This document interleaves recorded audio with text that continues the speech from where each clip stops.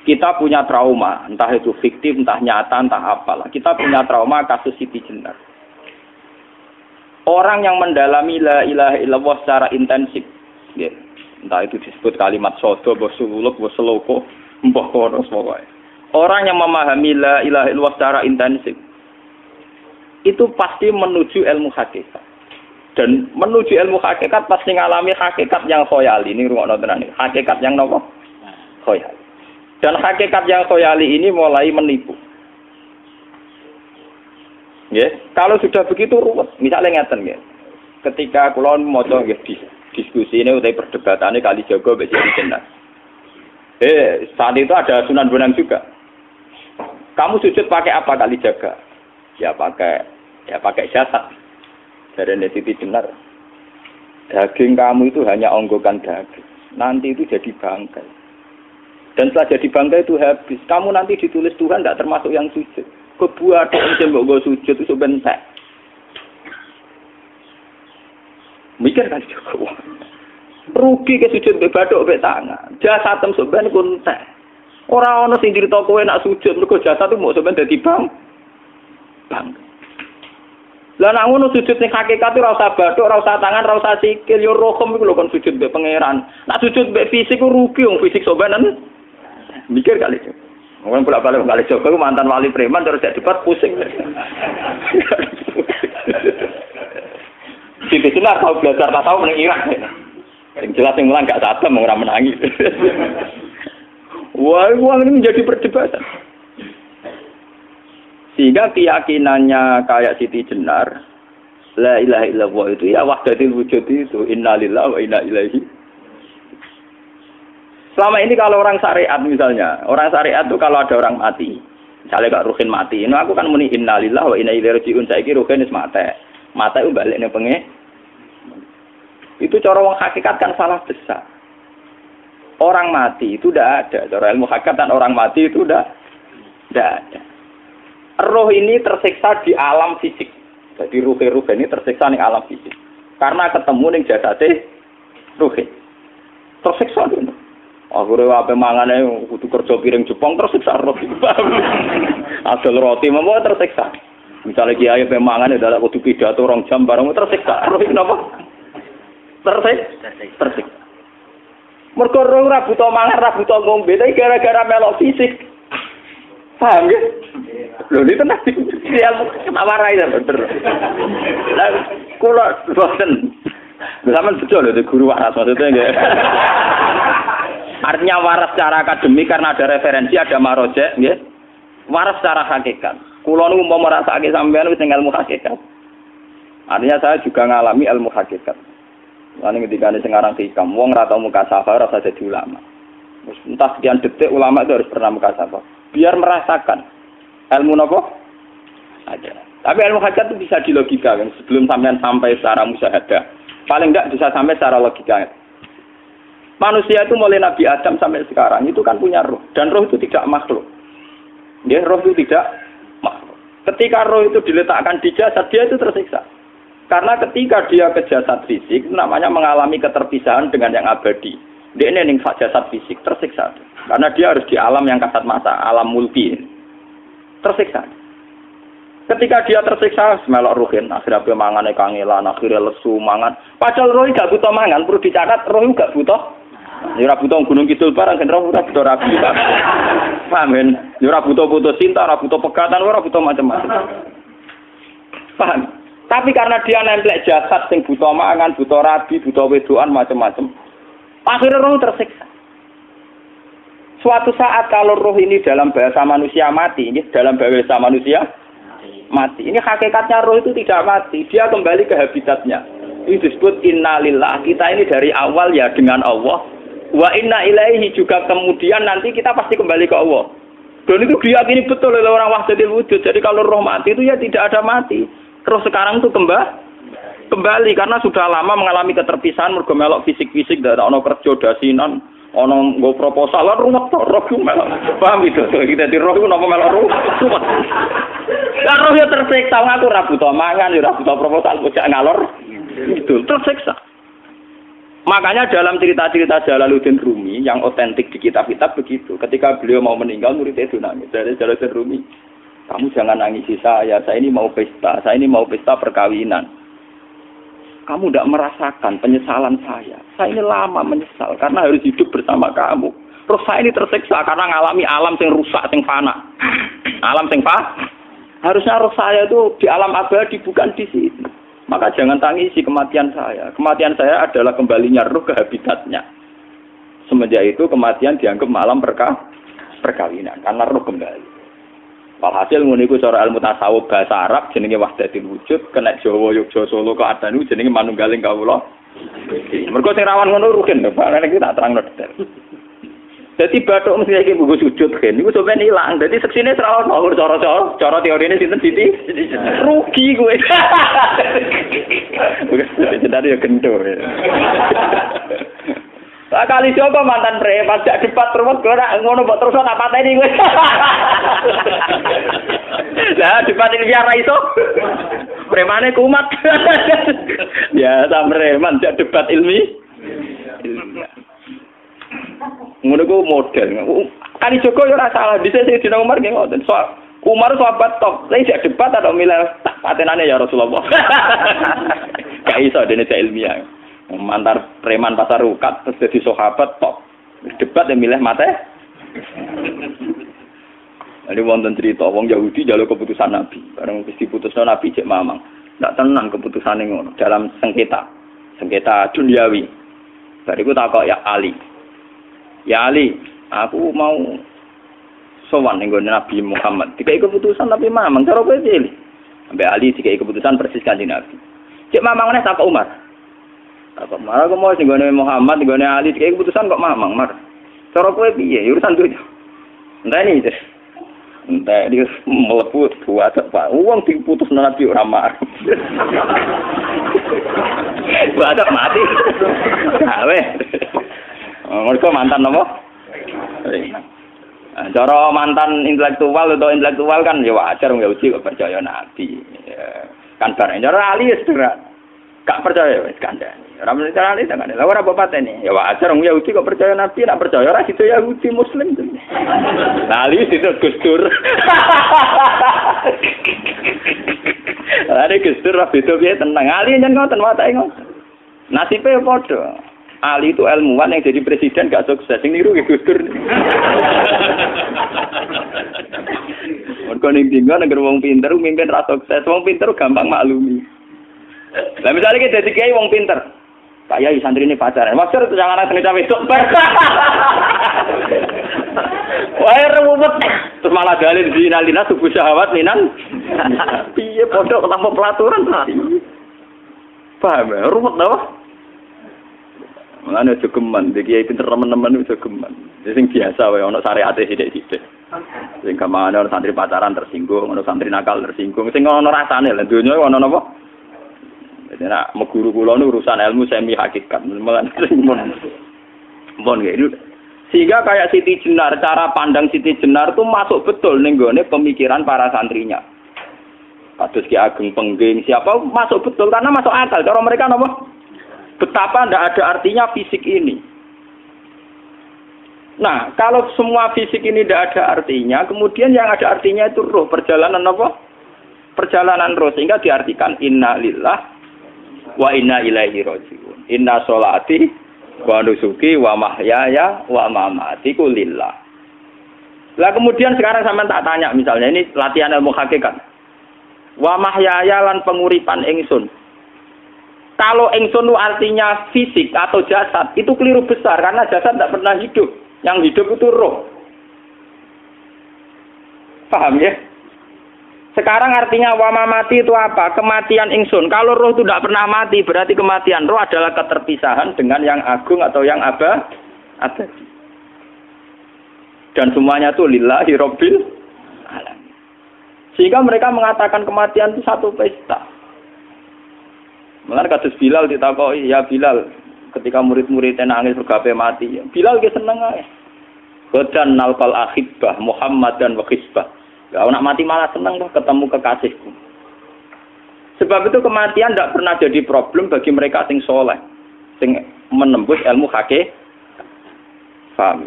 Tapi ilmu hakikat kayak ini itu yang diyakini Siti Jenar, diyakini Jalaluddin Rumi, diyakini para wali-wali wahdatul wujud. Dulu Syekh Husain Sinten Al-Halal. Itu kemudian melahirkan prahara syariat. Prahara apa? Syariat. Sebab itu Wali Songo, oke Siti Jenar benar dalam filosofinya, tapi harus dibunuh. Karena menjadi prahara syariat.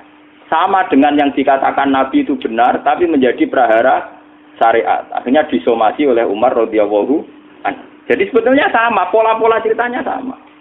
Intinya sebuah ilmu hakikat harus dikawal napa? Syariat. Nggih kula bolak-balik, contoh paling gampang wit pisang. Wong nak mangan gedang kulitnya tetap dibuang. Tapi umpama gedang dari awal ora usah kulit, ra sido dadi gedang. Paham nggih? Meskipun kon ape dipangan ya dibuang. Tapi kita tidak bisa membayangkan pisang dari awal tanpa napa? Mbah kekeringan, mbah bosok, mbah ora sido dadi napa? Pisang. Terus pentingnya syariat lagi begini, malah penting ngaji wali-wali syariat yang pinter kados Sunan Kudus, kados Sunan Bonang. Andai kan tidak ada syariat itu dunia pun mesti rusak. Contoh paling gampang masalah pornografi, porno aksi. Jadi jenengan aja omongi ngono ibu ngakak-ngakak deh. Dari pangeran wis pirsa, kowe nek klambi pangeran ora tentu ora ya ora usah klambenan. Wong ora ana gunane. Kalau yang paling penting tuh nazarullah, kenapa kowe klambenan barang, wong kowe klambenan ora pangeran tetep pirsa. Nyatane si jenar nak mulang nggih coba klambenan lah intine napa? Dinya ada nabi Sunan pun. Nah kowe percaya kabeh nazarullah ora usah napa? Klambenan. Tetapi teori ra usah klambenan yo dinggo tenan. Mulane nek pas do wiridan aliran sesat ciri utama. Kira klambenan tenan. Lah ruwet to. Lho iki tenan iki cerita. Iki pentingnya ngaji nggih. Ben sampean ngerti variasi riwayat kemudian kita orang syariat harus kayak apa, kemudian kenapa menjadi aliran wahdatil wujud. Lah terus kita ini ya, kita ini kan orang syariat. Memang kalau manung syariat itu akeh kok sampean-sampean siji mesti ra kramat. Modele ora ada duwe bingung, ruwet. Urip wong syariat lho apa? Dineng bojo wedi, dineng tangga wedi, pengaruhe menurun. Pancen orang syariat itu banyak kriminal tauhidnya itu memang jelas. Melane kiai-kiai peken nak ketemu kiai-kiai sing setengah jadah wedi mergo iso nebak atine. Ndekne meriang nang. Sing kiai ra tau salat keramat padahal ngambungan wong. Sembudina salat 4 waktu kok ora tau keramat. Wong ape buah utang tanggane iku keramat apane? Sing kono ngawur-ngawur sowan pirang. Meriang mulai syariat ngadepi wong hakikat napa? Mulane jogeman dadi wong syariat sing ngene iku bahaya. Nah kula mboten ngarah. Sampai dadi wong syariat sing ra keramat. Bahaya sekali itu bagi perjalanan agama. Kalau sering ketemu kiai-kiai yang terkenal keramat di Juwaduk tiang-tiang hakikat. Ditantang kanca-kanca kok wani, nak tantang aku tetep rawani kok. Mikir deh. Karena orang yang sama-sama ke jalur hakikat tetap punya alamat, tetap wonten simahum fi wujuhi min asaris sujud. Cara pandangnya mesti sama. Lalu kalau nanti ketemu murid, ya artinya yang ikut aliran Siti Jenar, dia ada sholat, ada apa, hidup di satu tempat gitu. Padahal dia bisa baca ihya. Dulu pernah mondok di Mekah, pernah di Irak. Itu ya meresahkan para kiai. Kemudian sebagian mereka minta saya suruh ketemu. Ya walhasil kalau ketemu pertama ya. Jenengan Gus Ba, tapi zaman roh jenengku teu pernah tak arani muka sapa. Nggih biasa mawon. Kula ora usah kenal jenengan nggih kenal. Dadi kula nggih biasa mawon. Lah niku pernah ngajar-ajaran. Saya Gus ning donya tak enteni mau turu ngenteni mati ngono Gus kok repot. Ijaban kula terus enak. Sampai jare wong hakikat wong ngenteni mati barang. Ya mati yo saiki iku. Ora usah ngenteni saiki padha-padha wis napa? Wis mati. Ya saiki wis padha-padha wis urip. Wis padha kabeh. Nah cara ilmu hakikat kan terus sama semua. Napa? Sama semua. Tadi makanya itu tadi. Kalau baleni malagi, logika hakikat itu begitu ya. Roh itu ditiupkan oleh Tuhan ke kita. Kemudian roh karena ikut alam fisik, alam jasad, roh ngalami yang kita alami. Ya. Ketika roh ngalami yang kita alami, dia tersiksa. Nah, ketika roh sudah terpisah dari jasad yang mengekang, yang memenjara ini, dia senang terus kembali ke Tuhan. Ini disebut inna lillahi wa inna ilaihi. Lah jasad ini kemudian menurut ilmu hakikat nggak ada gunanya sama sekali total. hilang ditelan tanah. Lah kalau begitu jasad iki nak mbok agul-agulan, Gusti bathuk kula tak nggo sujud tangan kula ndi buktine tangan wis ra ono. Bathuk wis ora. Mulane dari Siti Jenar, hanya wali bodoh kayak kalian yang punya ajaran bodoh begitu. Malah rasupan terus. Mulane Sunan Kalijaga semangat kon mateni mergo tambah omongane glodro ndi. Tapi yang enggak disadari Siti Jenar yaitu tadi. Inti dari ilmu hakikat itu kan tunduk sama kersane Tuhan. Kalau sudah tunduk pada kersane Tuhan, kalau kersane Tuhan roh kita harus di jasad. Dan wujud jasad kita ini juga karena kehendak Tuhan. Kenapa yang wujudnya jasad yang karena kehendak Tuhan engkau ingkari? Sementara wujudnya roh tidak kamu ingkari. Toh wujudnya jasad ya bi iradatillah wa bi masyiatillah. Wujudnya roh ya bi wujudit bi masyiatillah wa ira. Harusnya fungsi jasad juga harus kamu akui toh Siti Jenar. Wong sekarang kita punya jasad ya bukan karena kita, karena kehendak Allah. Kenapa kamu ingkari? Berarti kamu mengingkari kehendak meneng Siti Jenar.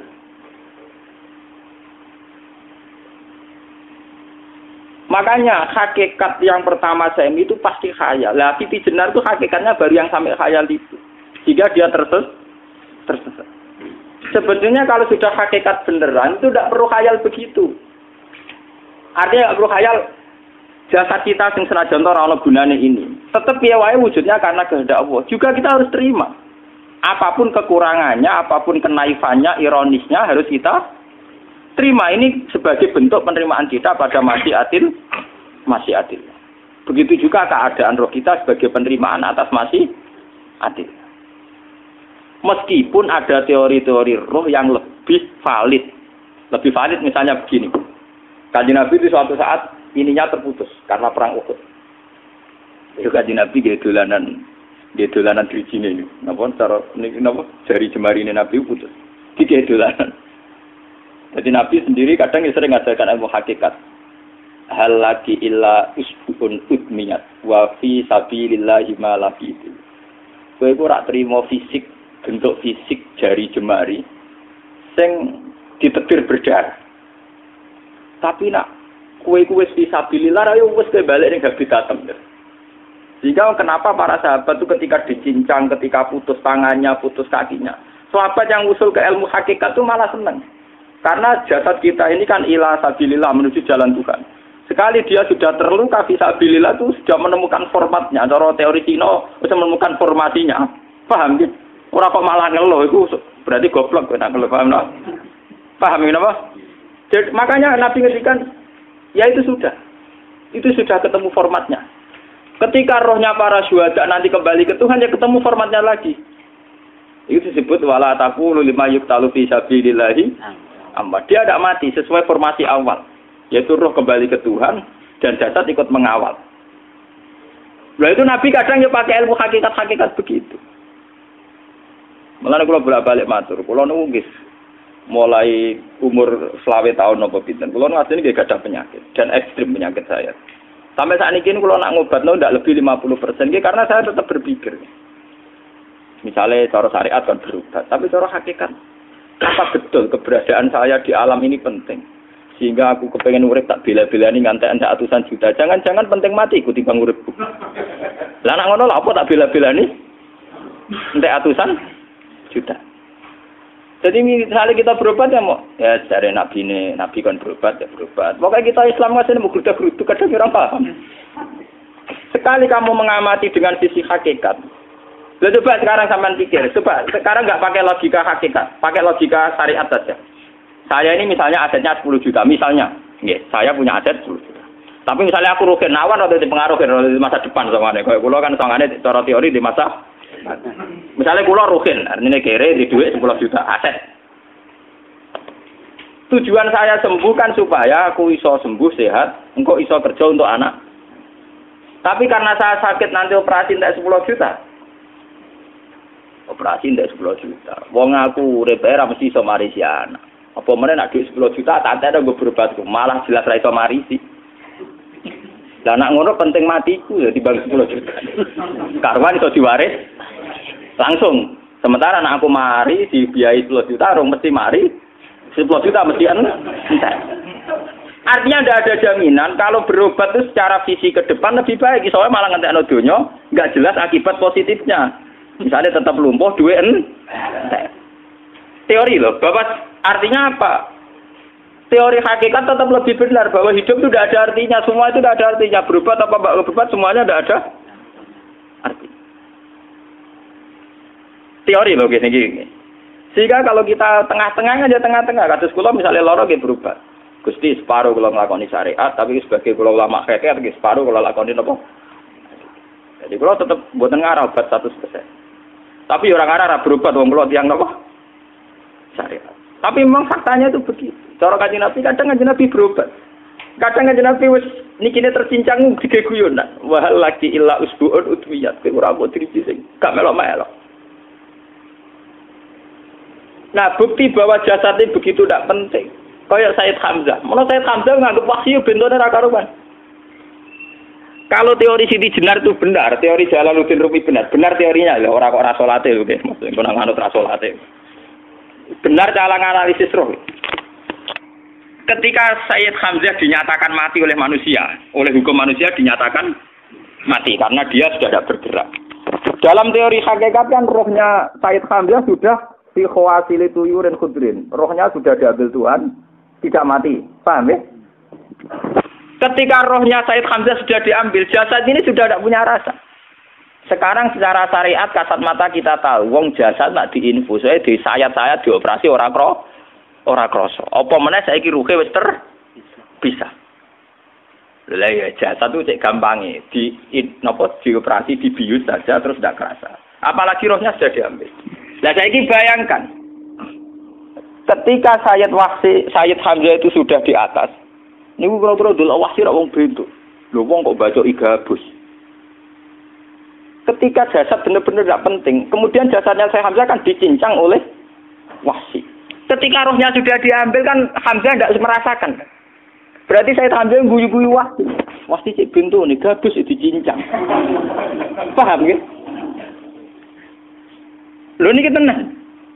Artinya ketika pandangan manusia iba kepada Sayyid Hamzah karena dicincang, dimutilasi oleh wahsi. Wahsi tidak mengalami Pak Sinten, Sayyid Hamzah tidak mengalami apa-apa karena rohnya sudah bersama Tuhan. Dan iso wae Sayyid Hamzah malah guyu-guyu wahsi. Cek goblok gabus kok dicincang. Lah nak ngono rak mirip, makanya dalam hal ini itu dalam teori roh itu sebetulnya Siti Jenar tidak sesat dalam teori roh. Tapi jangan katakan itu penemuannya Siti Jenar. Siti Jenar itu terlambat. Sebelum itu ada Husain Al-Khallas, sebelum itu ada Jalaluddin Rumi, sebelum itu juga ada sahabat, ada nabi. Cuma cara aplikasinya Siti Jenar melenceng. Jadi jangan katakan kok tak kampus-kampus. Iku pendapat Siti Jenar itu malah goblok meneng. Siti Jenar itu sanut, paham nggih maksud apa? Wis anut. Nah, teori yang sama terjadi pada Yesus Kristus. Ketika Yesus misalnya secara lahir dicincang, dimutilasi, diapakan oleh orang Yahudi. Sebetulnya rohnya dia sudah bersama Tuhan, kembali ke Tuhan Bapa, nah cara Kristen. Nah cara Islam ya balik ning pangeran. Andaikan itu iya, itu ya tidak ada masalah karena hakikatnya dia tidak dicincang, tidak dibunuh. Andaikan iya, tentu menurut Islam yang dibunuh Yudas atau siapa itu yang masuk bialah.